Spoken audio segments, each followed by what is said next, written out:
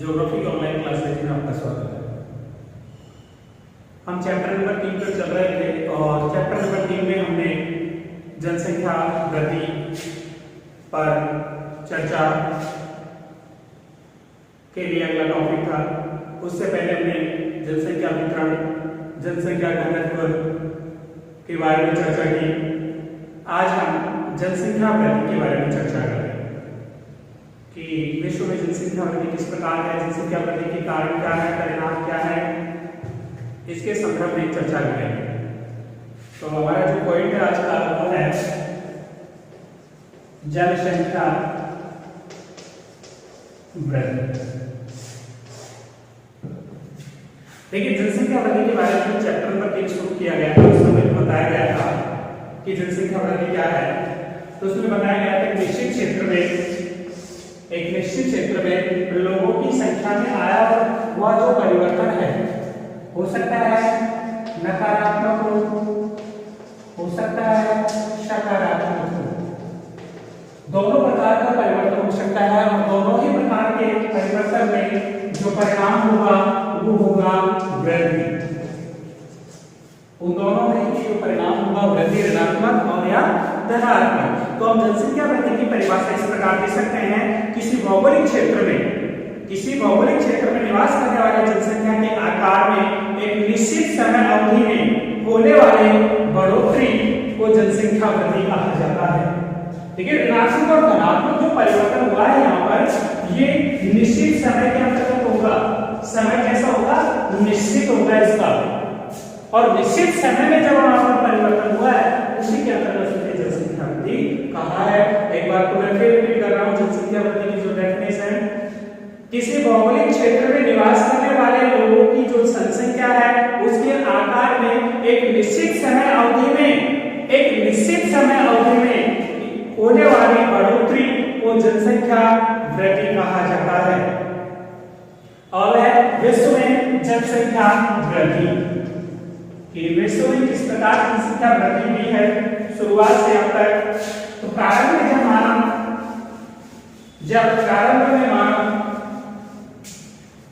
शुरुआत से ही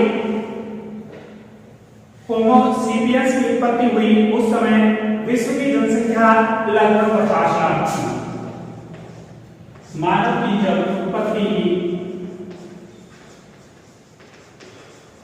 होमो सेपियंस मानव की उस समय विश्व की जो जनसंख्या बताई गई है वो थी 50 लाख। उस समय जनसंख्या में वृद्धि अत्यंत धीमी गति से हुई थी। इस समय की बात की जाए, इस समय जो जनसंख्या वृद्धि थी वो अत्यंत धीमी गति से चल रही थी। और उसका कारण क्या था कि उस समय जो बीमारियां हैं वो अत्यंत प्राकृतिक आपदाएं या ऐसी कुछ होती थी, उत्पत्ति भी इतनी थी। अर्थात यूं कहें कि उस समय की मरने वालों की संख्या भी अधिक थी और जन्म लेने वालों की संख्या भी अधिक थी। लेकिन दोनों का जो अनुपात था, उसमें मरने वालों की जो जनसंख्या वो अधिक थी, जिससे जन्म दर से। अर्थात इस समय मरने वालों की संख्या तो अधिक थी और जन्म लेने वालों की संख्या कम थी। इसलिए इस समय जो जनसंख्या वृद्धि है वो धीमी गति से हुई। 20,000 वर्ष पूर्व जब मानव पशुपालन प्रारंभ किया, मानव ने जब पशुओं को पालना शुरू किया, उस समय जनसंख्या वृद्धि का दौर प्रारंभ हुआ। अर्थात इस समय मानव है जो स्थायी रूप से निवास करने लग गया था। पशुपालन और कृषि जब से करना प्रारंभ किया, उसने जब से क्या किया कि स्थायी एक क्षेत्र में निवास करने लग गया। 15,000 वर्ष पूर्व मानव ने कृषि कार्य प्रारंभ किया, तब खाद्य आपूर्ति निश्चित हुई और पर्याप्त पोषण प्राप्त होने लगा। 15,000 वर्ष पूर्व मानव ने कृषि करना प्रारंभ किया और जब से उन्होंने खाद्य आपूर्ति है वो बराबर या आसानी से पर्याप्त रूप से उपलब्ध होने लगी। और जब से जनसंख्या वृद्धि में अत्यधिक वृद्धि हुई, 1650 ईस्वी में कुल जनसंख्या 55 करोड़ थी। 1600 में जनसंख्या 55 करोड़ थी।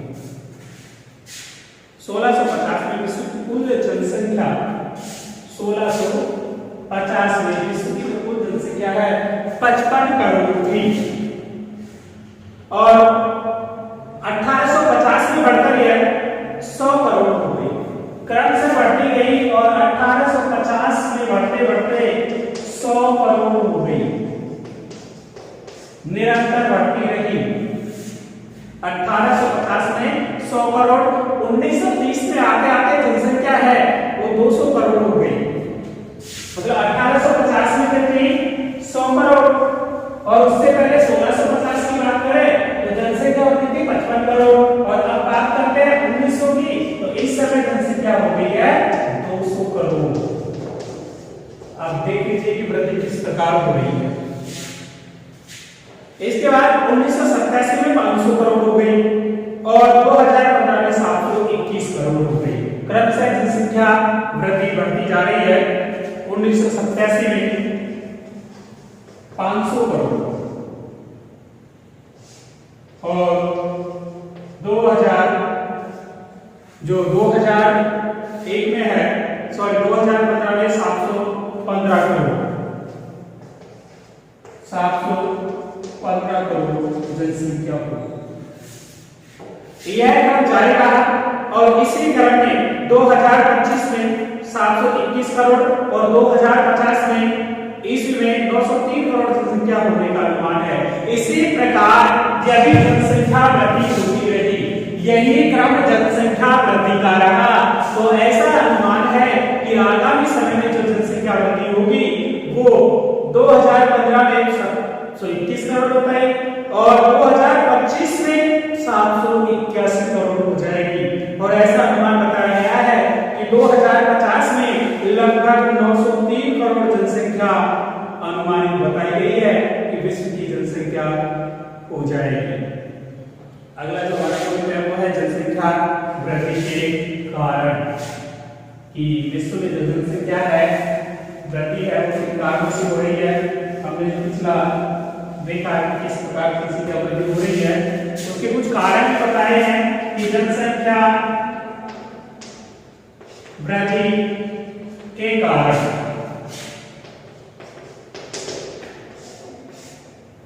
कि जनसंख्या वृद्धि के क्या कारण रहे। देखिए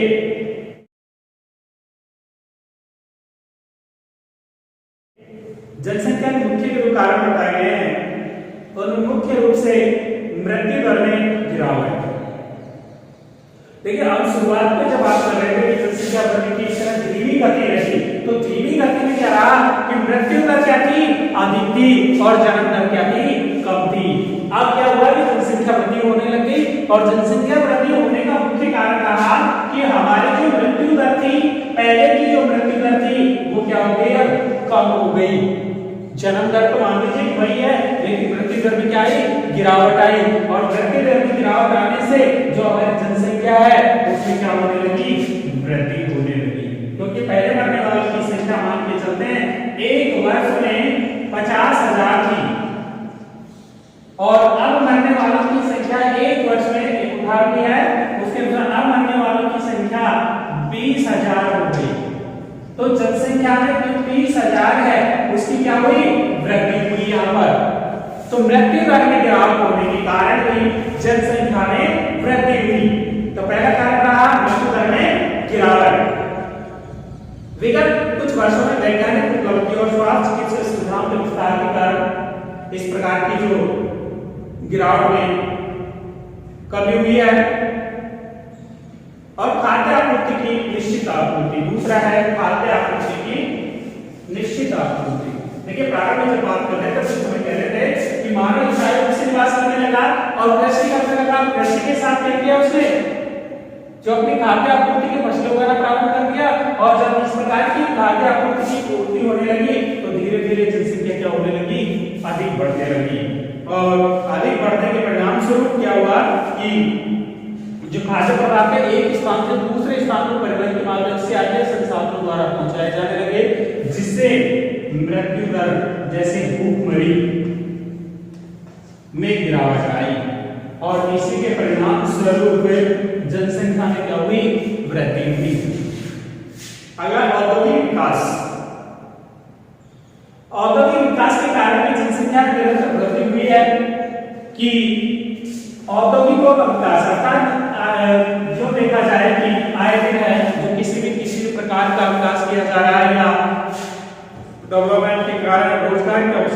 करवाए जा रहे हैं, जो भी एक जनसंख्या वृद्धि का मुख्य कारण रहा है, क्योंकि रोजगार के अवसर आसानी से क्या है उपलब्ध हो रहे थे, इसलिए जनसंख्या में तेजी से वृद्धि हुई और मृत्यु दर में गिरावट हुई और मृत्यु दर में कमी होने के कारण जो जनसंख्या वृद्धि है वो तीव्र गति से प्रारंभ हुई।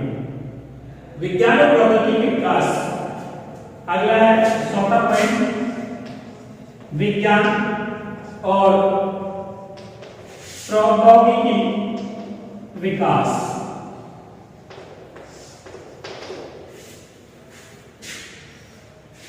विज्ञान और प्रौद्योगिकी ने मशीनों यंत्रों द्वारा कृषि और औद्योगिक उत्पादन में वृद्धि करके महामारी और संक्रमणों के विरुद्ध चिकित्सा सुविधा उपलब्ध करवाकर जनसंख्या वृद्धि में सहायता की है। कि विज्ञान और प्रौद्योगिकी ने नए नए मशीनी उपकरण हैं उनमें वृद्धि की और नई नई वृद्धि के कारण जैसे जो बीमारी थी उसका इलाज नए तकनीकी या यूं कहें कि जैसी बीमारी हुई उसका समाधान के लिए उन्होंने उसी प्रकार के उपकरण बनाए जिससे मरने वालों की संख्या क्या हुई, कम हुई और कम होने से वो वृद्धि में दर्ज हुई, अर्थात मरने वालों की संख्या कम हुई तो जनसंख्या में क्या होने लगी, वृद्धि होने लगी। अर्थात वैज्ञानिक या विज्ञान और प्रौद्योगिकी भी जनसंख्या वृद्धि में अपनी सहायता या एक कारण है जनसंख्या वृद्धि होने का। अगला प्रवास,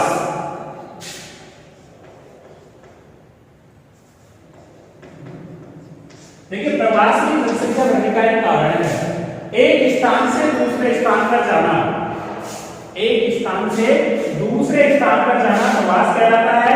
जैसे मान के चलिए कि कोई व्यक्ति किसी गांव में निवास करता है कि रोजगार की तलाश में वो दिल्ली चला गया और दिल्ली जाने के फलस्वरूप ये रोजगार की तलाश में गया, 1 साल 2 साल 3 साल का काम किया, उसके बाद में अपने परिवार के साथ स्थायी रूप से यही निवास करने लग गया। क्रम यही जारी रहा, यहाँ पर औद्योगिक धंधे या रोजगार के साधन उपलब्ध है, इसलिए यहाँ पर जनसंख्या क्या हुई, बढ़ती गई। अर्थात इनके जैसे ही यहाँ पर आते गए और एक दिन ऐसा आया कि यहाँ पर जो वृद्धि है अर्थात लोगों की संख्या में क्या होने लगी, वृद्धि होने लगी। परिणाम स्वरूप प्रवास ही जनसंख्या वृद्धि का कारण है। और आगे है अधिक जनसंख्या वृद्धि के कारण उत्पन्न समस्याएं। देखो तो जनसंख्या वृद्धि के कारण की कौन से कारण रहे हैं जनसंख्या वृद्धि के। अब है कि उत्पन्न समस्याएं कि जनसंख्या वृद्धि से कौन कौन सी समस्याएं उत्पन्न होती हैं या उत्पन्न हो जाती हैं। तो अत्यंत तीव्र वृद्धि, अत्यंत तीव्र वृद्धि, सीमित संसाधन, वितरण से केंद्रित, बिना बसे विभागों से निराश, प्राकृतिक और मानवीय प्रतिबंध। अत्यंत तीव्र वृद्धि हुई है अर्थात जनसंख्या वृद्धि के कारण या उससे उत्पन्न जो समस्याएं जो उत्पन्न समस्या अत्यधिक तीव्र वृद्धि हुई है। किसी भी संसाधन या लगाया जाए जैसे बेरोजगारी है, जनसंख्या वृद्धि के कारण तीव्र वृद्धि हुई है। एक समस्या है जनसंख्या वृद्धि की, इससे समस्या उत्पन्न हुई कि जनसंख्या वृद्धि हुई, उससे रोजगार के साधन है जो क्या हुए, कम होने लगे और कम होने के कारण लोगों की जो रोजगार के साधन उपलब्ध नहीं हो पा रहे और उपलब्ध नहीं हो पा रहे तो उनको जो जीवन स्तर है वो नीचे गिरता जा रहा है। उचित जो संसाधन है या उचित जो सुविधाएं हैं उनको नहीं मिल पा रही है और नहीं मिल पाने के कारण वो गरीबी स्थिति में चले जाते हैं। दूसरा सीमित संसाधन, हमारे पास संसाधन कैसे हैं, सीमित हैं।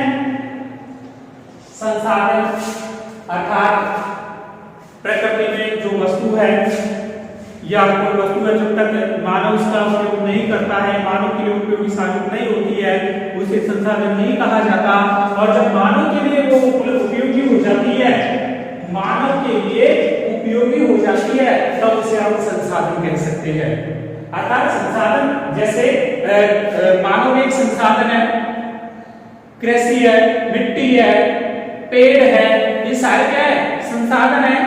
मानव इनसे अपनी आवश्यकताओं की पूर्ति करता है, अपने विवेक से काम करके, अपने विवेक को काम लेके अपनी आवश्यकताओं की पूर्ति करता है। तो संसाधन है, पेट्रोल है, डीजल है, कोयला है, सारे क्या है, सीमित है। यदि हम इसी प्रकार इनका उपयोग करते गए तो कालांतर में हमें समस्या का सामना करना पड़ेगा, क्योंकि आने वाली पीढ़ी है इन संसाधनों को देख नहीं पाएगी और नाम मात्र सुन पाएगी। जैसे कई बार हम देखते हैं कि हमारे जो बुजुर्ग व्यक्ति या हमारे जो परिवार के बुजुर्ग है वो कई बार ऐसी चीजों का या ऐसी वस्तुओं का भी नाम बताते हैं जिनका केवल हम नाम ही सुन पाते हैं बल्कि देख नहीं पाते हैं, जबकि उन्होंने अपने जीवन में उसे उपयोग या उनका उपयोग किया है। जैसे उस समय चलने वाले रहट, चरस आदि। अगला है वितरण में से केंद्रित, कि जैसे संसाधन है, कोई भी वस्तु है उसका वितरण जहां पर है वो केंद्रित है, उसका विभाजन या विभिन्न जगहों पर नहीं पाया जा रहा है। ये भी एक समस्या है कि कई क्षेत्रों में जो संसाधन है या मिल रहे हैं उनका सीमित मात्रा में केंद्रित है और अन्य स्थानों पर नहीं पाया जाता है। बिना बचे भागों से निराशा, ऐसे क्षेत्र हैं जिन क्षेत्रों में जनसंख्या कम पाई जाती है, जनसंख्या बहुत कम पाई जाती है, वहां से विभाग को अर्थात क्षेत्र है या किस प्रकार की प्लानिंग होगी उस क्षेत्र में वहां पर निराशा मिल पाती है उन्हें। प्राकृतिक और मानवीय प्रतिबंध, प्राकृतिक रूप से भी प्रतिबंध होगा और मानवीय रूप से भी प्रतिबंध है। हम देख रहे हैं विभिन्न प्रकार की जो समस्याएं उत्पन्न हो रही हैं, हम जो उपयोग कर रहे हैं वस्तुओं का प्रकृति के प्रति विरोध करना, अर्थात हम जो प्रकृति के विपरीत जा रहे हैं, प्रकृति ने हमें जो प्रदान किया है हम उसका उपयोग, जैसे शुरुआत में हमने पढ़ा था कि कुछ विचारधाराएं थी, उसमें कहा गया था कि ना तो मानव प्रकृति पर विजय पाता है और ना प्रकृति मानव पर, अर्थात दोनों का संतुलन बनना आवश्यक है। एक उदाहरण के तौर पर हम देखते हैं कि हमें ऑक्सीजन की आवश्यकता है, पेड़ पौधों को कार्बन डाइऑक्साइड की आवश्यकता है, दोनों का क्या बना रहता है, संतुलन बना रहता है। यदि हम ऑक्सीजन या कार्बन डाइऑक्साइड की मात्रा अधिक हो जाए तो दोनों की स्थिति क्या होगी, असंतुलन उत्पन्न हो जाएगी या असंतुलन उत्पन्न हो जाएगा, जो प्रकृति के प्रति क्या है, एक दुष्प्रभाव या फिर यूं कहे कि इसका परिणाम गलत होगा, जो इस समय हम देख रहे हैं। तो इस प्रकार यह है कि प्रतिबंध मानव पर भी होगा और किस पर होगा, प्रकृति पर भी होगा। अब है जनसंख्या वृद्धि से उत्पन्न समस्याएं और उनका समाधान, कि किस प्रकार हम इसका क्या कर सकते हैं, समाधान।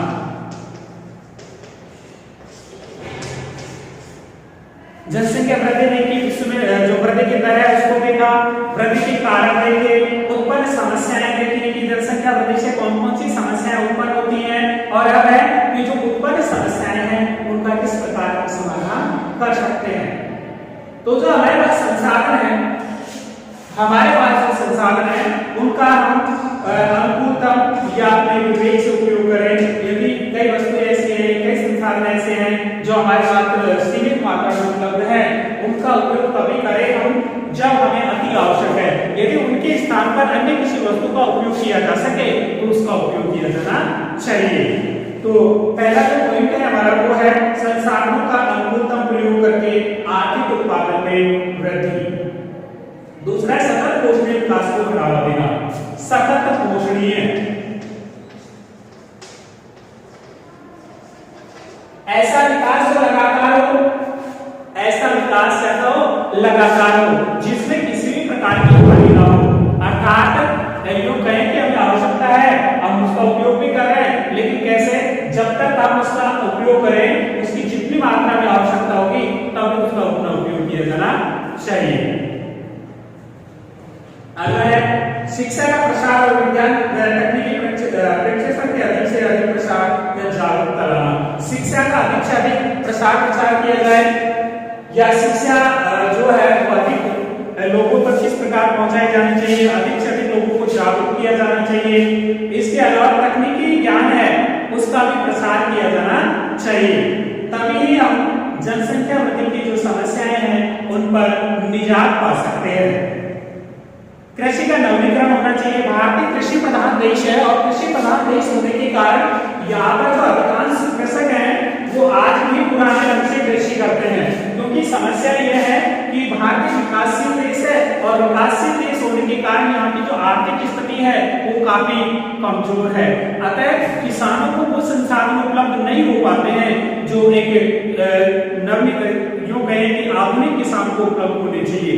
अर्थात परंपरागत तरीके से कृषि करता रहता है, जिससे मिलने वाला जो उत्पादन है वो क्या होता है, कम होता है, और कम होने के कारण वो अपना जो आवश्यकताओं की वस्तु है उनका उपयोग या अपने जो जीविका पार्जन है, संसाधन है, उनका कम मात्रा में अपने परिवार का पालन पोषण कर पाता है।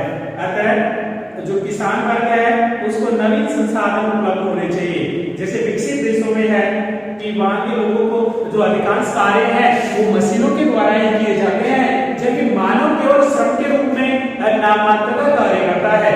जबकि भारत की बात करें तो भारत में जो कृषि का कार्य है वो कार्य इस प्रकार होता है कि मानव का श्रम अधिक होता है और मशीनीकरण कम होता है।